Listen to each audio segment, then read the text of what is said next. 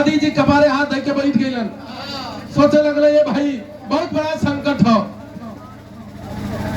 लेकिन वही समय बाबा साहब धन्य है, बताया जाता है भारत के पहले विद्वान और विश्व के तीसरे विद्वान की कड़ी में खड़ा होने का काम किए माननीय B.R. अम्बेडकर साहब, जिन्होंने बीड़ा उठाया और कहा कि मैं अपने देश का संविधान बनाऊंगा, मैं 85 के मूल निवासियों को उनका हक और अधिकार देने का काम करूंगा।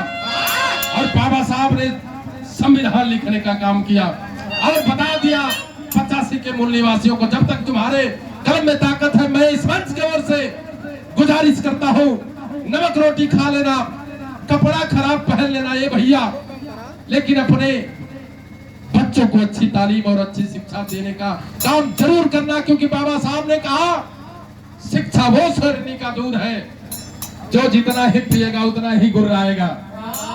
और आखिरी लाइन में वो देवी का परिचय जब चाहे साथ है, जब देवी माननीय कांशीराम साहब के B.R. अम्बेडकर साहब के कार्य के आगे बढ़ावे का काम करनी के रहल।